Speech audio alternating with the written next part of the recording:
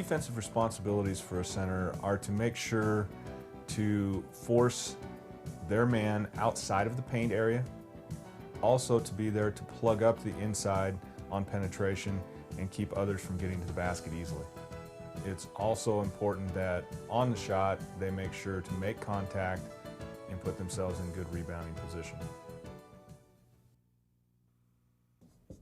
Your center is your last line of defense.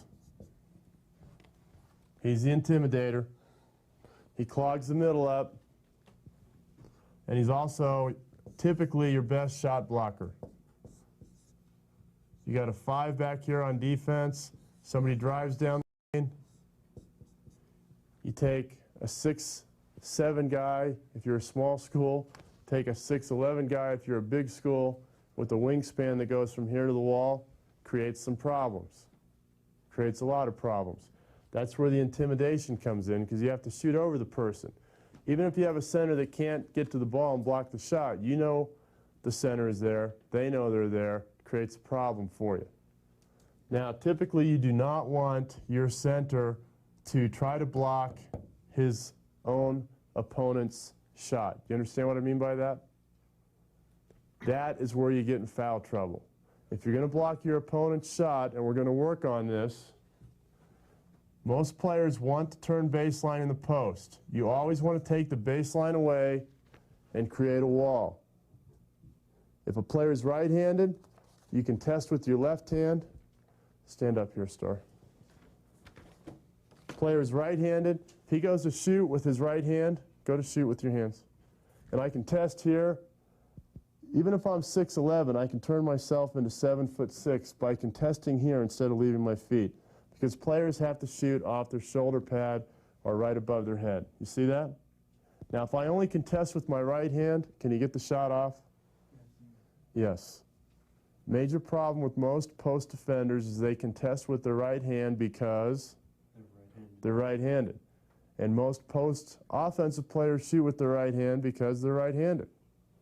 So an intelligent thing to do is learn to contest with both or with your left hand. You can get a lot of tip blocks, which is the kind you want on your own man-to-man opponent.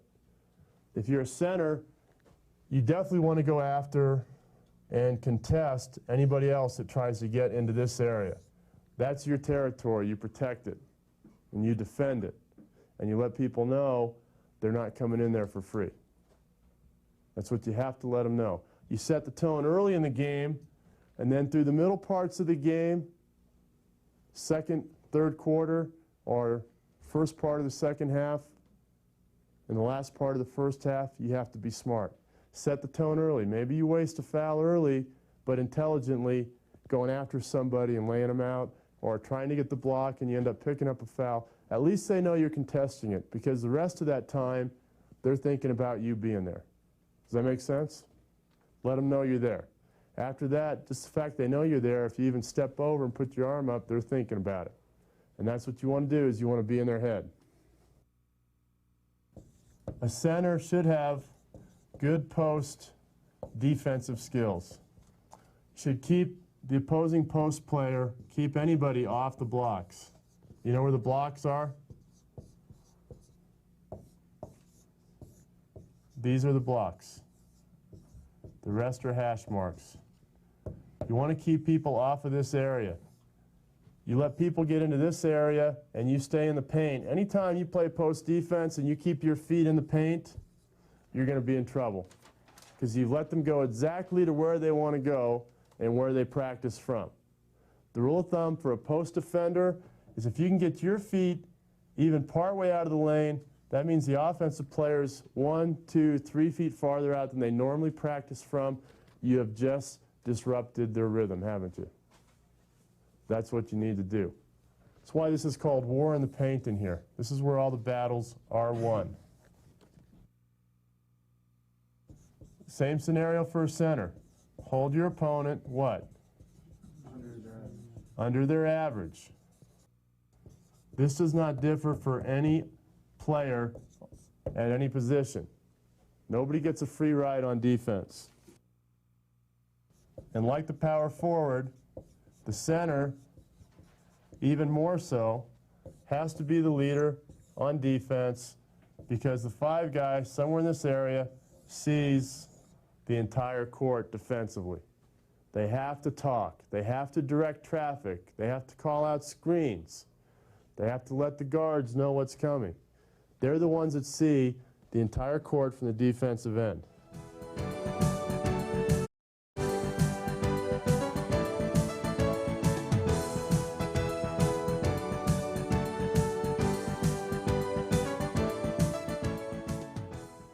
The center has several specific rebounding responsibilities.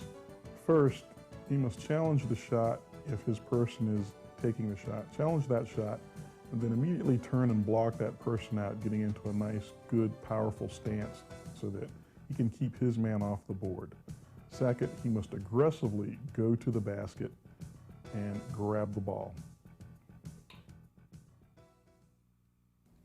The center should average 10 rebounds per game, just like a power forward. They need to be good at putbacks on offense. What's a putback? Offensive board and then put it right An offensive miss, isn't it? Now think about this. If you're a low post center and you're on defense, what's one of your jobs? To intimidate the other team, protect the basket. So that same responsibility falls on the shoulder of your opponent. That means one of your teammates drives to the basket. Who's going to leave you to help them? Your center is covering you. When that happens, instead of standing there on the blocks with your hands down, have your hands ready, because if you have good passers, they're going to deliver the ball. And the only other thing that can happen is that they're going to put a shot up, aren't they? And there's a 50-50 chance that shot goes in, and there's a 50-50 chance it doesn't go in. When it doesn't go in, you want to be right here while the big guy's contesting your 2-man, and typically the ball will come off the other side. Just do a quick putback. There's a lot of little drills you can do for putbacks when you're a center. You want to average 4 to 5 rebounds per game on offense. You want to average 4 to 5 rebounds per game on offense. Because yours is the guy that's going to leave, you're going to have more opportunities than a power forward, aren't you? Power forwards defensively normally don't leave their feet a lot. They will a little bit. If you have your back to the basket and you turn to shoot, they'll come after that. But typically it's a center that's going to clog the middle for you. When it comes to rebounding, especially offensive rebounding, you need to get offensive position. You get in front of the defensive player, the ball will be there when you arrive. I guarantee it.